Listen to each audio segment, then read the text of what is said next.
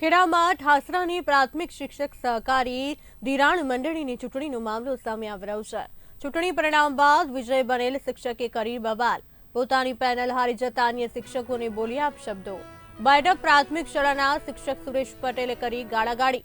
અન્ય વિજેતા થયેલ શિક્ષક અને મંડળીના ચેરમેનને આપી છે ધમકી। અપશબ્દો બોલી મારી નાખવાની ધમકી આપતા વિવાદ થયો છે। શિક્ષક સુરેશ પટેલનો ધમકી આપતો ઓડિયો પણ વાયરલ થયો છે। સમગ્ર મામલે મંડળીના ચેરમેનને ઠાસરા પોલીસને જાણ કરી છે। ઠાસરા પોલીસ મથકે સુરેશ પટેલ વિરુદ્ધ કરી અરજી। અરજીના આધારે ઠાસરા પોલીસે શરૂ કરી છે તપાસ। શિક્ષક વિરુદ્ધ લેવામાં આવશે અટકાયતી પગલાં। ઠાસરા પોલીસ સ્ટેશનમાં વર્તમાન મંડળીના પ્રમુખ શ્રી દિનેશભાઈ બારિયાએ મારી વિરુદ્ધ અપશબ્દો બોલવા બાબતે અરજી આપી હતી। નહીં, ખોટી વાત છે। જાનથી મારી નાખવાની ધમકી મેં નથી આપી।